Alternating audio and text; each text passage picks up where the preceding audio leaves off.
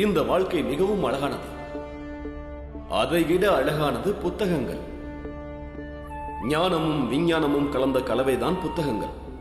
நம்முடைய வாழ்க்கையை மிக அழகாக அலங்கரிப்பதும் புத்தகங்கள் தான். புத்தகங்களை நமது நண்பனாக்கினால் நம் வாழ்க்கை நிச்சயம் வெற்றியடையும். அதனால நம்ம எதுவுமே பேச வேண்டாம். அப்ப காலம் பூரா நீங்க இப்படிதான் இருக்கணும்.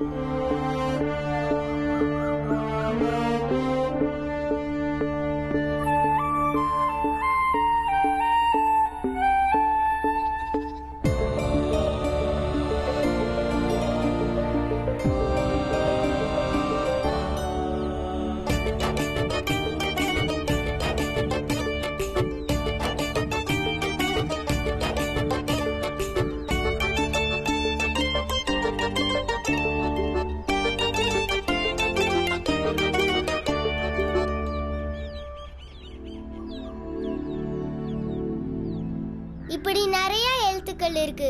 கா, நா, ஷானா நிறைய எழுத்துக்கள் இருக்கு.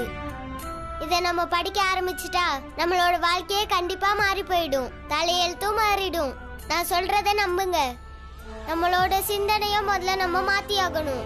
நீங்க விளையாடிட்டு இருக்க இதே கல்லாலேயே நீங்க நினைச்சீங்கன்னா கண்டிப்பா எழுத படிக்கவே செய்யலாம். நீங்க அமைதியா இருந்தா எதுவுமே மாற போறது இல்ல. சரி, கிளம்பு கிளம்பு, போய் உன் வேலையை பாரு. இதெல்லாம் சொல்றது ரொம்ப சுலபம். நாங்க இத போய் எங்க அம்மா அப்பா கிட்ட சொன்னோம்னா அவங்க எங்களை கொன்னுடுவாங்க. எதுக்கும் ஒரு தடவை சொல்லி பாருங்களே. இன்னைக்கு கேட்கலனா கூட நாளைக்கு கேட்பாங்க. நாளைக்கும் கேட்கலனா மறுநாள் கேட்பாங்க. நீங்க அவங்க கிட்ட கேட்டுக்கிட்டே இருந்தா கண்டிப்பா ஒரு நாள் அவங்க கேட்பாங்க.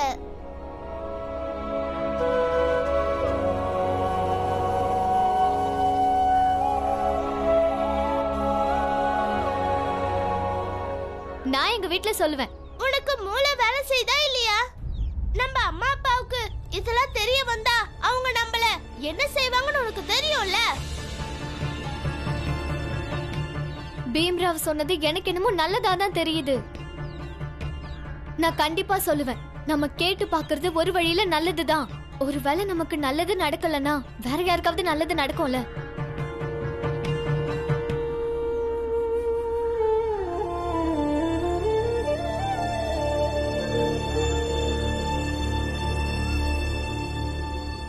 ஏய் துருவா, என்னாச்சு?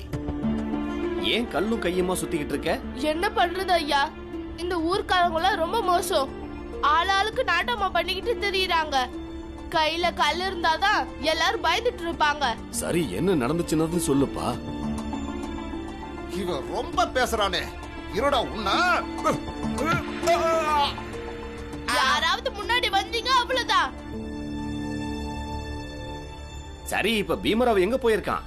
அவன் வீட்டுக்கு போயிருப்பான் ஐயா. வீட்டுக்கா? அப்போ ஊர்க்காரங்களாம் அவன் வீட்டுக்கு போயிட்டாங்கன்னா ஊர்க்காரங்களோட தலையெழுத்து அவ்வளவுதான். நான் இப்பவே பீம்ராவ் வீட்டுக்கு போறேன். நான் சொல்றத கேளு. விவசாயம் என்பது எங்க போயிட்டாங்க? நேரம் ஆகுது, சீக்கிரம் வாடான்னு சொல்லி அனுப்புனேன். எங்க போயிருந்த? அம்மா என்ன வாங்க சொன்னீங்க? ஏய், இங்க வா.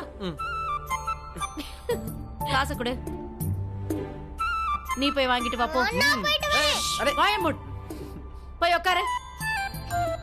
நான் உண்மையிலே மறந்துட்டேம்மா. சரி சரி போ.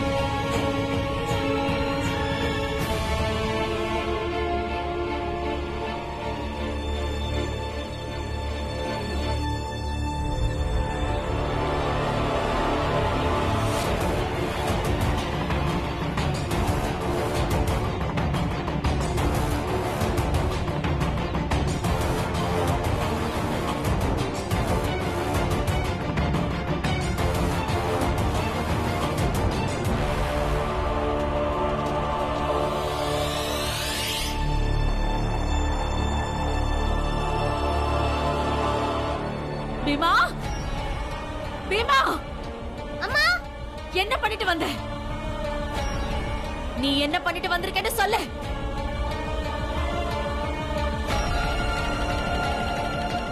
அம்மா நான் எதுவுமே செய்யலமா.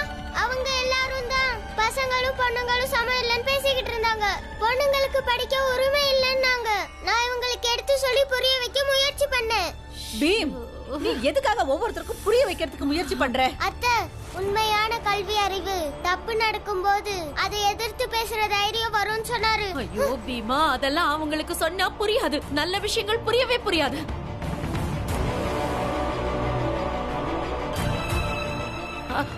அவர் வேற வீட்ல இல்லையே, என்ன பண்றது? நீங்க இவனை உள்ள கூட்டிட்டு போங்க. போங்க உள்ள வா, நான் பாத்துக்கிறேன். சொன்னா கேளு, வா. அவங்க வரட்டுமா, நான் பேசிக்கிறேன். சொன்னா கேளுடா. பீமா, பீமா, இல்ல சொல்றது கேளு பீமா.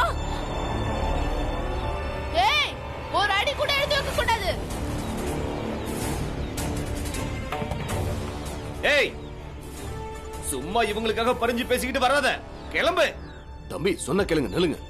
இங்க பாருங்க, இப்படி எல்லாரும் ஒன்னா கூட்ட சேர்ந்து ஒரு சின்ன பையன் அடிக்க வர்றது ரொம்ப பெரிய தப்பு. இங்க பாருங்க, பீமா ரொம்ப சின்ன பையன், அவன் ஒரு குழந்தை. அவன் பேசுறது உங்களுக்கு புரியலன்னா புரிஞ்சிக்க வேண்டாம். அதுக்காக நீங்கெல்லாம் சேர்ந்து வந்து அவங்க வீட்டுல இருக்கிறவங்களை தாக்க வர்றது ரொம்ப தப்பான விஷயம். ஆசிரியரே, நீங்க எங்களுக்கு இப்படி சொல்லி புரிய வைக்க பாக்குறீங்களே, அதுக்கு பதிலா அந்த அப்பனுக்கும் பிள்ளைக்கும் சொல்ல வேண்டியதுதானே. எங்க கலாச்சாரத்திலையும் எங்க தர்மத்திலையும் மூக்க நுழைக்கிறதுக்கு இவனுக்கு யாரு?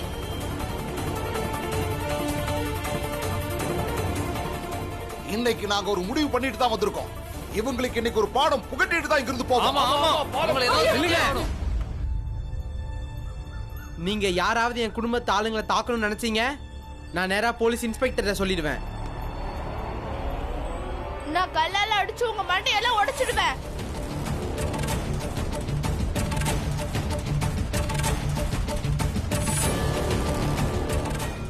ஐயா, இந்த பீமாராவும் அவனோட அப்பனும் எப்பெல்லாம் போலீஸ்ட்ட கேஸ் எடுத்துட்டு போயிருக்கானுங்களோ அப்பெல்லாம் நமக்கு தான் பிரச்சனை வந்திருக்கு. இன்னைக்கு அவனோட அந்த வகுப்பு ஆசிரியரும் கூடவே புது ஆசிரியரும் வந்திருக்காங்க. இவங்க சாட்சி கூட சொல்லுவாங்க. உங்களுக்கு புரியுதா? இங்க பாருங்க, நாங்க சொல்ல வந்தது ஒண்ணுதான். ராம்ஜி சக்பால் அவருடைய பொண்ணுங்களை பள்ளிக்கூடத்துக்கு அனுப்ப கூடாது. இல்லன்னா இந்த ஊரை விட்டு கிளம்புங்க. நாங்களும் சும்மா சும்மா இவங்க கூட மோதி பிரச்சனையே பெருசு பண்ண விரும்பல. சரிங்க, நாங்க எங்க பொண்ணுங்களை படிக்க வைக்க மாட்டோம். நீங்க கிளம்புங்க, பிரச்சனை பண்ணாம போயிடுங்க. பொறுங்கம்மா, அப்பா வருவார்ல, வந்ததும் அவர்கிட்ட பேசலாம். அவர்தான் முடிவு பண்ணுவாரு.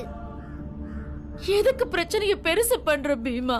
அம்மா, அப்பா வந்ததும் அவர் தீர்வை கண்டுபிடிப்பாருமா. அதுக்காக பொண்ணுங்க படிக்கணும்ன்ற விஷயத்த நாமளா தடுத்துட வேண்டாம். அவங்களும் அவங்க பொண்ணுங்களை பத்தி நினைச்சு பார்க்கட்டும்.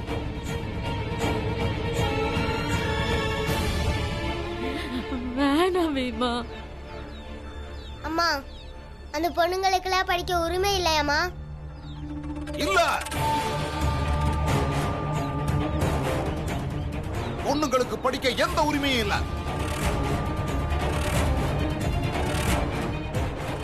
இன்னைக்கு அந்த ராம்ஜி சக்பால் வரட்டும். அவன் வந்ததுக்கு அப்புறம் முடிவு பண்ணிக்கலாம். அது வரைக்கும் இங்கேயே இருப்போம். ஆமா, இங்கே இருப்போம். இங்கதான் இருப்போம்.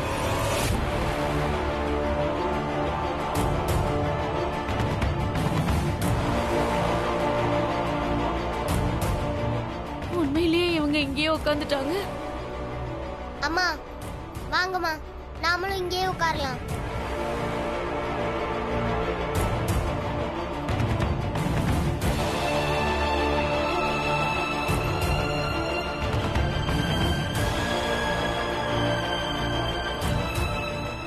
நாமளும் அப்போ ராம்ஜி வர வரைக்கும் காத்துக்கிட்டு இருக்கோம்.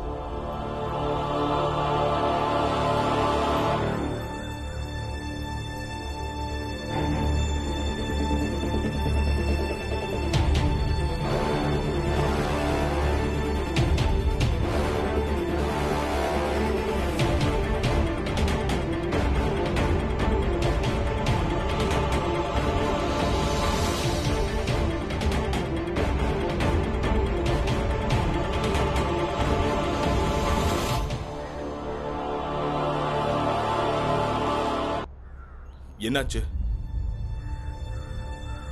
ராம்ஜி, பீம்ராவ் எல்லா பொண்ணுங்களும் படிக்கணும்னு சொல்றான். பீமா, ஆமாப்பா, நான் தப்பா சொல்லிட்டேனா? ராம்ஜி சக்பால், 2 வழி சொல்றோம். அதுல நீ ஒன்ன தேர்ந்தெடு. ஒன்னு, இனிமே உன்னுடைய 2 பொண்ணுங்களையும் படிக்க வைக்காத. இல்லன்னா இந்த ஊரை விட்டு கிளம்பி போ.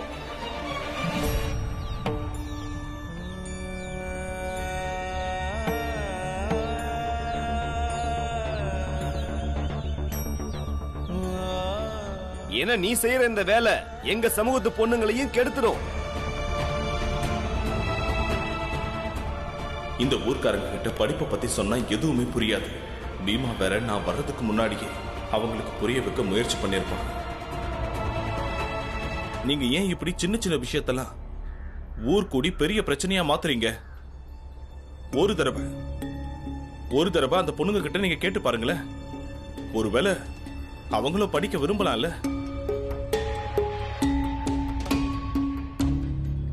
மாமா, மாமா எனக்கு படிக்கணும்.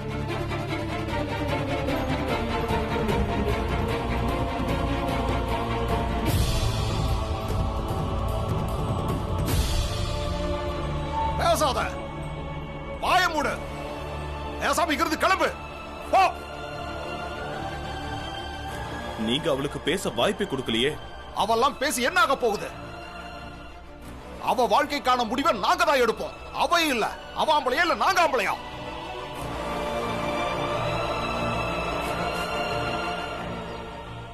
எங்க சமூகத்துல பசங்களுக்கு மட்டும்தான் படிக்க உரிமை இருக்கு, பொண்ணுங்களுக்கு அது கிடையாது. பொண்ணுங்கெல்லாம் படிக்க ஆசைப்படக்கூடாது. பெருக்கிறது, கூட்டுறது, சமைக்கிறதுன்னு வீட்டு வேலை தான் செய்யணும். பொண்ணுங்க என்னைக்குமே பசங்களுக்கு சமமாக முடியாது. இங்க பாருங்க, கோவப்படாதீங்க. ஆணுக்கும் பெண்ணுக்கும் எந்த வித்தியாசமும் கிடையாது. எல்லா பசங்களுக்குள்ளயும் சரிசமமான திறமை தாங்க இருக்கும். என்ன அவங்களுக்கு அதை நாம தான் வெளிக்கொண்டு வர வாய்ப்பு கொடுக்கணும். அப்போ பொண்ணுங்க எல்லா விஷயத்திலையும் அவங்களும் பசங்களுக்கு சமம்னு நிரூபிப்பாங்க. ராம்ஜி சக்பால், நல்லா யோசிச்சு பேசு. மேல இருக்கிறவனே ஆணையும் பொண்ணையும் வேற வேற தான் படைச்சிருக்கான். நடுவுல நீ என்னையா ஆணும் பொண்ணும் ஒண்ணுன்னு சொல்லிக்கிட்டு இருக்க? சரி, சமம் இல்ல. பொண்ணுங்க பசங்களை விட திறமையானவங்க, அதுதான் உண்மை. பொண்ணுங்களால எதையும் செய்ய முடியும். அப்ப அவங்களுக்கும் சரிசமமான வாய்ப்பை கொடுக்கணும்ல. ஓ முட்டாள்தனமான பேச்ச நிப்பாட்டு. பொண்ணுங்க என்ன வேணாலும் பண்ணுவாங்களாம். இங்க பாருங்க, எனக்கு என் பொண்ணுங்க மேல முழு நம்பிக்கை இருக்கு. என் பொண்ணுங்களால என்ன வேணாலும் செய்ய முடியும். அவங்க படிக்க விருப்பப்பட்டாங்கன்னா நான் கண்டிப்பா அவங்கள படிக்க வைப்பேன். இந்த கிராமத்துல இருந்தாலும் சரி, இல்லைனாலும் சரி.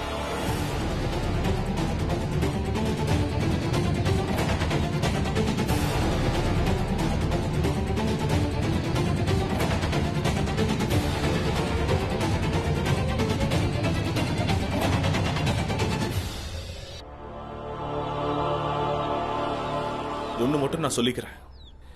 நீங்க உங்க பொண்ணுங்களோட படிப்பை பத்தி கொஞ்சம் யோசிங்க. ஏன்னா என்னோட பார்வையில பசங்களுக்கும் பொண்ணுங்களுக்கும் எந்த வித்தியாசமும் இல்ல. ஐயா சொல்லிட்டார்ல, ஏத்துக்க வேண்டியதுதான். ராம்ஜி சக்பாலோட பொண்ணுங்க யாருக்குமே சளைச்சவங்க இல்லையா. ஆனா அவரு பையன் என்னடான்னா நம்ம சமூகத்து பசங்க கிட்ட ஓட்ட பந்தயத்துல தோத்துட்டான். இனி இவரு பொண்ணுங்க நம்ம கூட போட்டிக்கு வருமோ?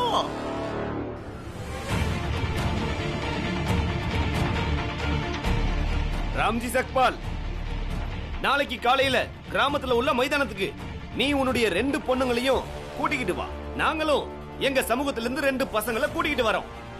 அங்க போட்டி வச்சு பாப்போம். அப்பதான் பையனும் பொண்ணும் ஒண்ணுங்கிற உன்னுடைய நினைப்பு அழிஞ்சு போகும்.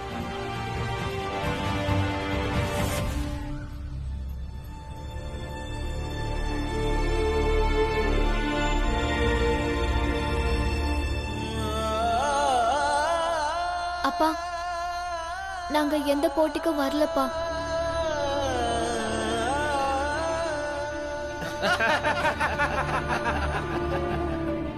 ராம்ஜி சக்பால் உன் 2 பொண்ணுங்களும் போட்டி ஆரம்பிக்கிறதுக்குள்ளேயே ஓடி போயிட்டாளுங்க. இப்பவும் நீ பையனும் பொண்ணும் ஒண்ணுன்னு சொல்லுவியா?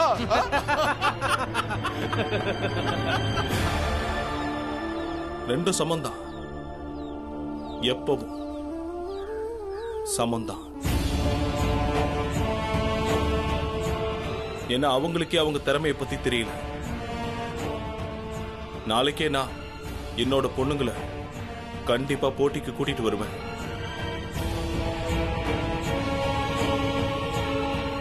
என் பொண்ணுங்க ஜெயிச்சிட்டாங்கன்னா அப்புறம் நீங்க சமூகத்துல எந்த பொண்ணுங்க படிக்க நினைச்சாலும் தடுக்க கூடாது.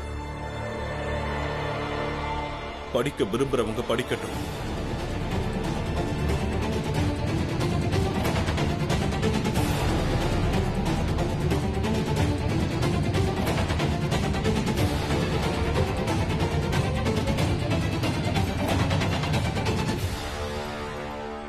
ராம்ஜி சத்பால், நீ ரொம்ப வித்தியாசமான ஆளியா. போட்டியில யாரு கலந்துப்பாங்கன்னு சொன்னியோ அவங்களே ஓடிட்டாங்க. இருந்தாலும் உன் திமிரு அடங்க மாட்டேங்குது. இது திமிரு இல்ல, நம்பிக்கை. எல்லாம் போட்டி முடிவுல தெரியும்.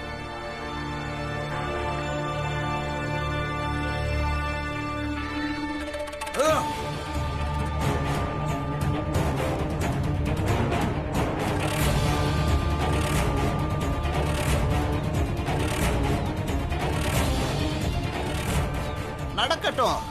இந்த போட்டி மூலமா இந்த கிராமமே சுத்தமாயிடும். வாங்க கிளம்பலாம். நாளைக்கு மைதானத்துல சந்திக்கலாம். வாங்க வாங்க போலாம். போலாம்.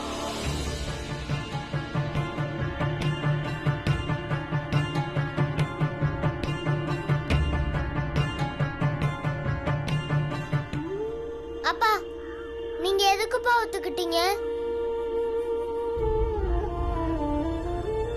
பீமா, நாளைக்கு மஞ்சுளாவும் துளசியும் நடக்கிற போட்டியில ஜெயிச்சாலும் சரி தோத்தாலும் சரி, நிச்சயம் அந்த நிகழ்வு இந்த ஊர் பெண்களோட வெற்றியாவும் பெண் குழந்தைகளுடைய வெற்றியாவும் என்னைக்கும் நினைவுல கொள்ளப்படும்.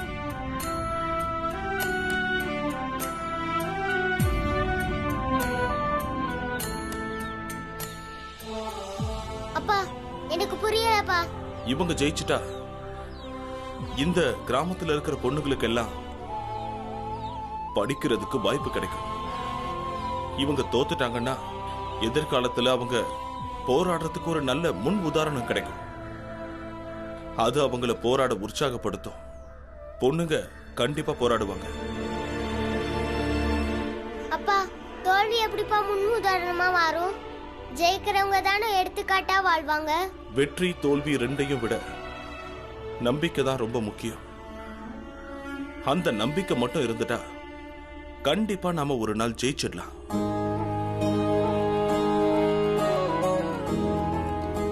நாளைக்கு பொண்ணுங்களுக்கு நம்பிக்கை கொடுக்கிற நாள். அது அவங்களுக்கு வாழ்நாள் முழுக்க ஜெயிக்கிறதுக்கான உத்வேகத்தை கொடுக்கும்.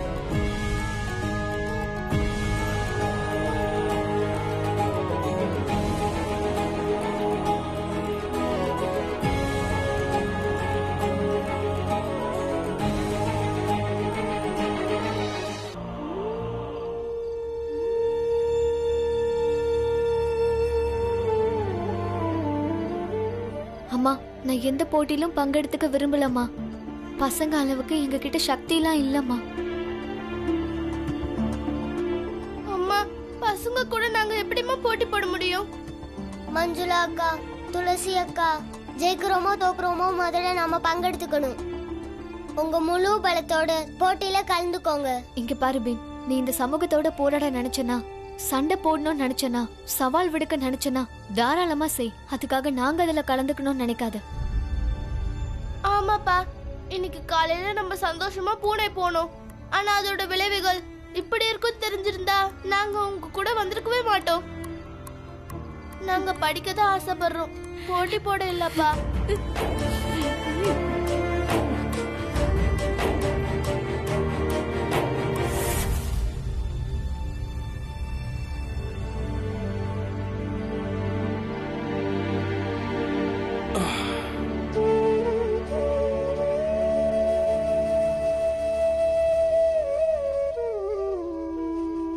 இங்க பாருமா, படிப்புன்னு வந்தா போட்டி கண்டிப்பா இருக்கும். படிப்பும் போட்டியும் ஒட்டி பிறந்ததுமா. துளசியையும் மஞ்சளாவையும் மாதிரி.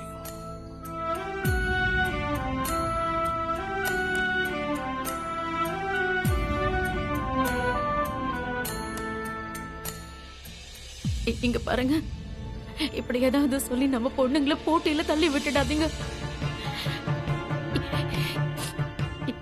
எதுவும் வேண்டாங்க. இந்த ஊரை விட்டு போயிடலாம். மாவுல இருந்து தாப்போலிக்கும், தாப்போலில இருந்து சத்தாருக்கு வந்தாலும் அதே மாதிரி.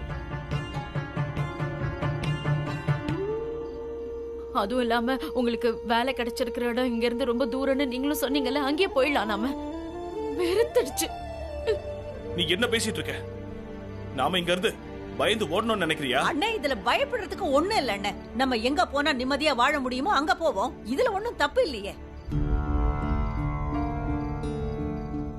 அப்படின்னா சரி, நாமளே போய் அவங்க கிட்ட மன்னிப்பு கேட்கலாம். அப்புறம் அவங்க கிட்ட போட்டிக்கு நாங்க வரலன்னு சொல்லிடலாம். போதுமா? சந்தோஷமா? ஆமா, சரி. அப்பா, எங்களால அந்த போட்டியில ஜெயிக்கவே முடியாதுப்பா. கொஞ்சம் புரிஞ்சுக்கோங்கப்பா. பசங்கெல்லாம் ரொம்ப பலசாலி. அவங்க கூட எப்படிப்பா போட்டி போட முடியும்? ஆமாப்பா, அக்கா சொல்றது சரிதான். இந்த போட்டிய நம்ம யாருமே ஒரு கௌரவ பிரச்சனையா நம்ம எடுத்துக்க வேண்டாம்ப்பா. இதுல இருந்து நம்ம ஒதுங்கிடலாம்ப்பா. அப்பா, நீங்க போக வேணாம். அக்கா அங்க கலந்துக்க மாட்டாங்கன்னு நானே அவங்க கிட்ட போய் சொல்லிடுறேன்.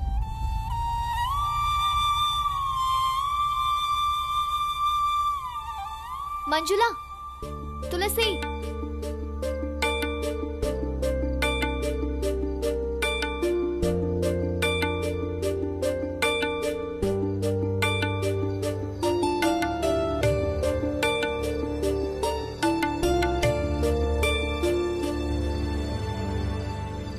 நாங்க உங்ககிட்ட பேசணும். என்ன? கிராமத்து ஆளுங்களுக்கு தெரியாம வந்திருக்கோம். ஒன்னு சொல்லிட்டு போயிடுறோம். நாளைக்கு போட்டியில கலந்துக்க போறது மட்டும் தான் நீங்க. ஆனா வெற்றி தோல்வி நம்ம எல்லாருக்குமே ஆனது.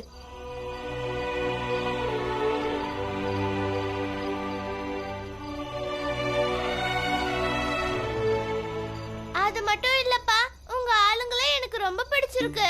உண்மையிலே நீங்களா ரொம்ப நல்லவங்க. நாளைக்கு நாங்க படிக்கணும்னு ஆசைப்பட்டா எங்களாலையும் படிக்க முடியுங்கிற ஒரு நம்பிக்கை வந்திருக்கு.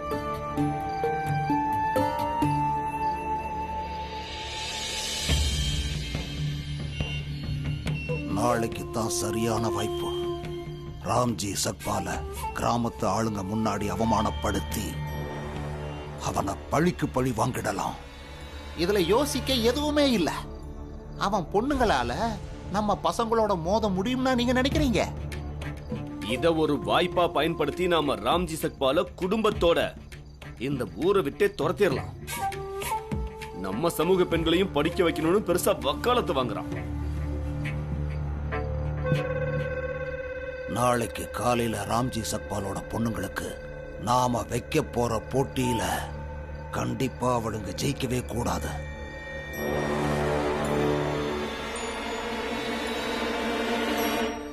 நாளைக்கு போட்டியில மட்டும் நீங்க 2 பேரும் ஜெயிச்சிட்டீங்கன்னா அதுக்கப்புறம் நமக்கு எந்த பிரச்சனையும் இருக்காது.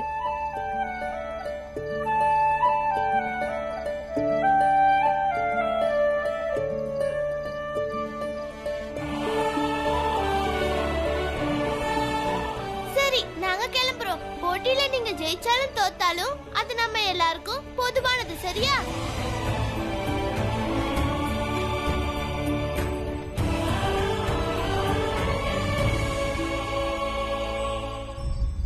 வா, நம்ம சீக்கிரமா போயிடலாம்.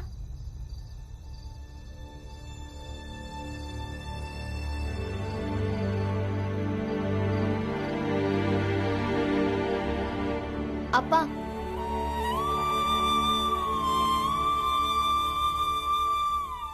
பீம், நீ கிராமத்து ஆளுங்க கிட்ட எல்லாம் எதுவும் சொல்ல வேண்டாம். நாளைக்கு என்ன வந்தாலும் பாத்துக்கலாம். ஆமாப்பா, நாங்க நாளைக்கு போட்டியில கலந்துக்கிறோம்.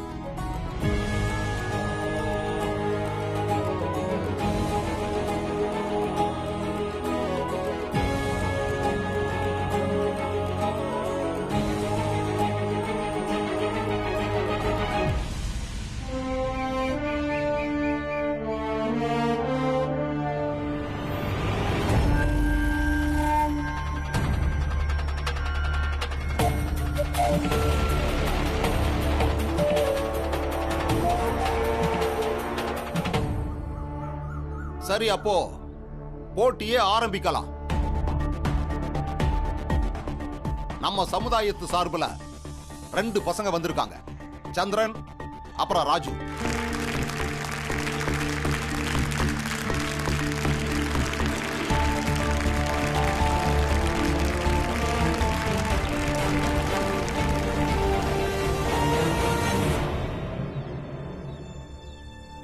ஜெயிச்சுட்டு வாப்பா. இன்னைக்கு நீ ஜெயிச்சுட்டு வான்னு நான் உன்னை ஆசீர்வதிக்கவே மாட்டேன். ஏன்னா இன்னைக்கு நீ ஜெயிச்சிட்டனா மொத்த மகளிர் சமூகமும் தோத்து போயிடும். ஜெயிச்சிடலாம்.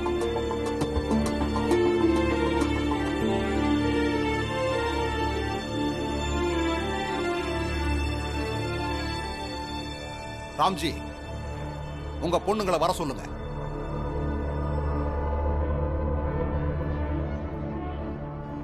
போங்கப்பா, போங்க போங்க.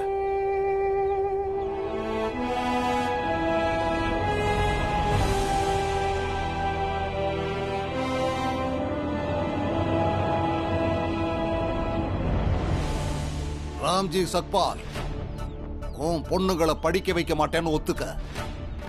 போட்டிய இப்ப கூட வேண்டான்னு விட்டாரலாம். உன் பொண்ணுங்க மட்டும் இந்த போட்டியில தோத்துட்டாங்கன்னா நீ இந்த கிராமத்தை விட்டே போய் ஆகணும்.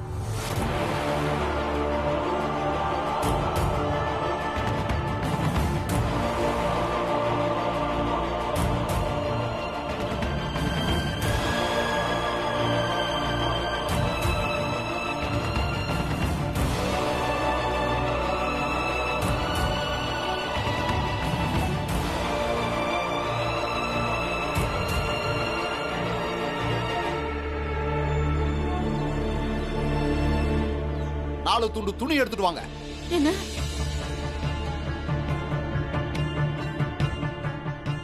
இப்ப நான் உங்களுக்கெல்லாம் இந்த போட்டியோட விதிமுறைகளை சொல்றேன். இந்த போட்டியில 2 சுற்றுக்கள் இருக்கு. அதை இந்த போட்டியாளர்கள் கடந்தாகணும். எல்லாரோட கண்களும் துணியால கட்டப்பட்டு இருக்கும். ஒவ்வொரு சுற்று முடிஞ்சதுக்கு அப்புறம் அங்க ஒருத்தர் நின்னுட்டு இருப்பாரு. அவரு மணி அடிப்பாரு. அது மூலமா போட்டி நடக்கிற இடம் எங்க இருக்குன்னு தெரிஞ்சுக்கணும். அந்த மணி ஓசையை வச்சுதான் போட்டியாளர்கள் ஓட ஆரம்பிக்கணும். முதல்ல எந்த சுற்றுகளுக்கு வேணாலும் நாங்க மணி அடிக்கலாம். போட்டியாளர்கள் ரொம்ப கவனமா இருக்கணும். எந்த பக்கம் மணி அடிக்குதோ போட்டியாளர்கள் அந்த பக்கமா ஓடணும். முதல் சுற்று முடிஞ்சதும் 2வது சுற்றுக்கான மணி அடிக்கும். அப்ப போட்டியாளர்கள் அந்த 2வது சுற்றையும் கடக்கணும். 2வது சுற்று முடிவடைஞ்சதும் 3வது மற்றும் இறுதி மணி அடிக்கும். அத இந்த இடத்துல அடிப்போம். அந்த மணி ஓசை கேட்டதுக்கு அப்புறம் தான் போட்டியாளர்கள் கண்ணுல கட்டியிருக்கிற துணியை அவுத்துட்டு இந்த இடத்துக்கு ஓடி வரணும். முதல்ல யார் இந்த கோட்டை அடையறாங்களோ அவங்கள தான் வெற்றியாளரா அறிவிப்போம்.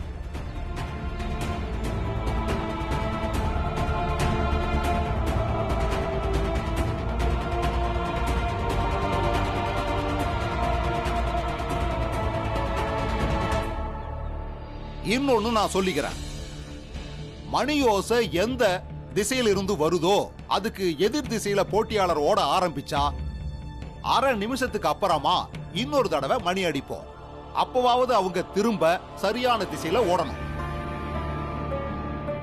அதுக்கப்புறமும் போட்டியாளர் திசை மாறி ஓடிக்கிட்டு இருந்தா அவங்களை இந்த போட்டியை விட்டு வெளியே அனுப்பிடுவோம்.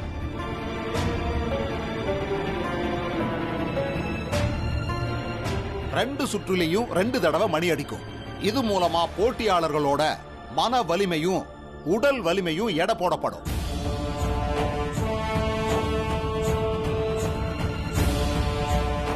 இப்ப நாம போட்டியை ஆரம்பிக்கலாம்.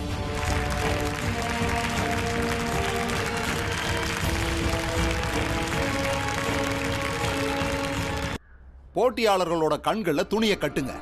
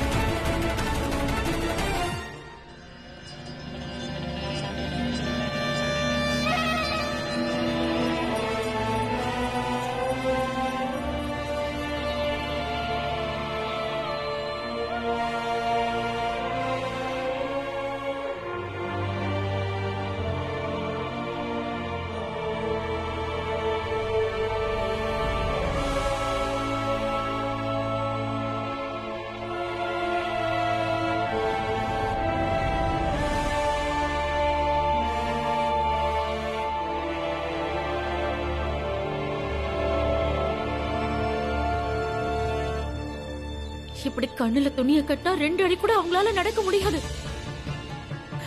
அண்ணா கண்ணை கட்டிட்டு இவங்க எப்படி ஓடுவாங்க? பீமாபாய், என்ன நடந்தாலும் பாத்துக்கலாம். எல்லா பொண்ணுங்களோட படிப்பும் அவங்க கையில தான் இருக்கு.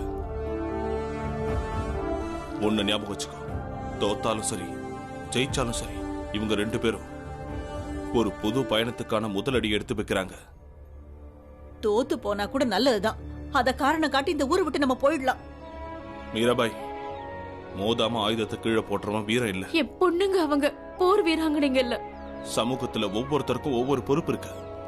என்னோட பொண்ணுங்க பெண்களுக்கான ஒரு பொறுப்பை நிறைவேற்ற போறாங்க. அவங்க செய்யற செயலால காலம் முழுக்க பெண்களால போற்றப்படுவாங்க.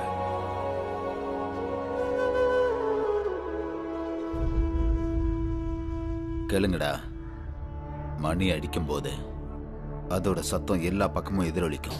4 பக்கத்துல இருந்தும் மணி சத்தம் கேட்குற மாதிரி தான் உங்களுக்கு தோணும். அதுக்காக கவலைப்படாதீங்க.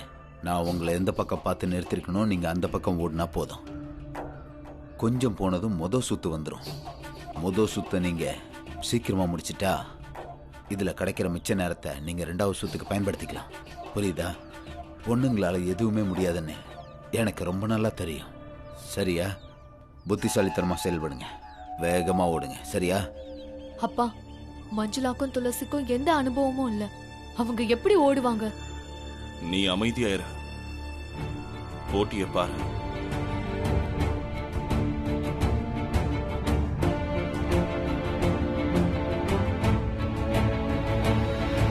இப்போ 3 வரைக்கும் எண்ணுவாங்க.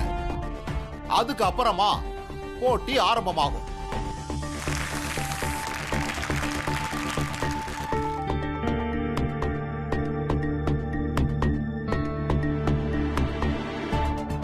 தயாரா? தயார். நீங்களா? தயார். 1 2 3.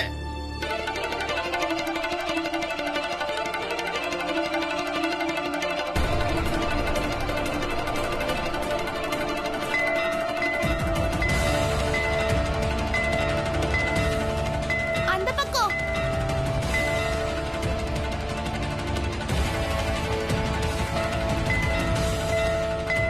எல்லாம் அந்த பக்கம்.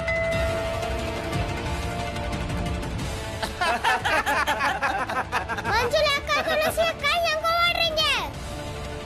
நீங்க தப்பான திசையில ஓடுறீங்க. நில்லுங்க. இன்னும் 1/2 நிமிஷத்துக்கு அப்புறம் ஒரு மணி அடிக்கும். அப்புறம் நீங்க ஓடுங்க. ஐயா, இவங்கெல்லாம் இப்படி குறுக்க பேசக்கூடாது. நீங்க அமைதியா இருங்க, குறுக்க பேசாதீங்க. இப்படி அவங்க கூட நீங்க எதுவும் பேசக்கூடாது.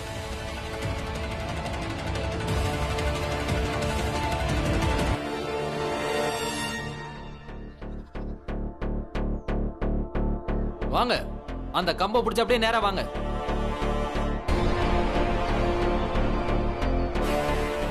இதுதான் இந்த சுற்றோட வாசல். இந்த பக்கமா நீங்க உள்ள போய் எதிர் பக்கமா வெளியில வரணும். புரியுதா? தப்பு பண்ணீங்கன்னா நீங்க எங்க ஆரம்பிச்சீங்களோ அதே இடத்துக்கு திரும்ப வந்துருவீங்க. அதனால இதே வழியில நேரா போங்க. புரியுதா? சரி ஐயா. போங்க.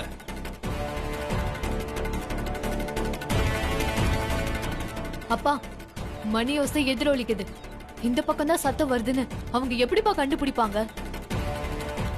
அப்போ பசங்க எப்படி ஓடுனாங்க? ஏதோ தப்பு நடந்திருக்கு. அந்த பசங்க அவ்வளவு புத்திசாலிகளும் கிடையாது.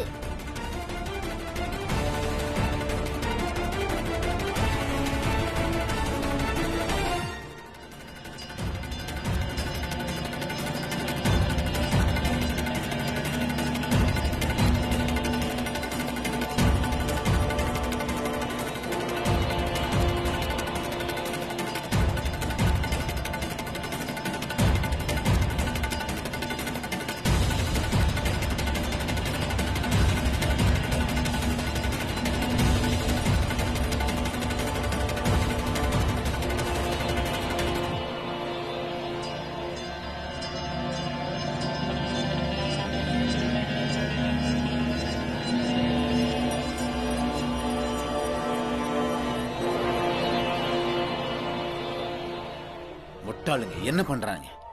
சொல்லி புரிய வச்சு தப்பு பண்றானுங்க.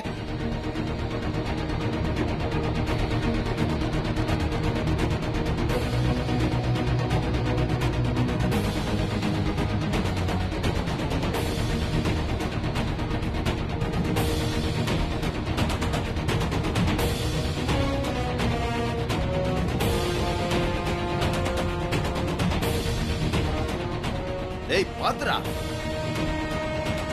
அரை நிமிஷம் ஆக போகுது. இப்ப 1 மணி அடிக்கும். நல்லா கவனிங்க. துளசி, நம்ம ரொம்ப ஜாக்கிரதையா இருக்கணும். மணி யோசை எதிரொலிக்குது. ஆமா, அதனால நாம முதல்ல கேக்குற மணி யோசை தான் கவனிக்கணும். எந்த பக்கத்துல இருந்து மணி யோசை வருதோ அந்த பக்கம் தான் போகணும். கண்ணாமூச்சி விளையாடுவோம்ல, மறைஞ்சிருக்கிறவங்க குரல் கொடுத்ததும் அந்த திசையை நோக்கி நம்ம ஓடுவோமே, அதே மாதிரி தானே? ஆமா, அப்படியேதான். நல்ல கவனமா கேளு.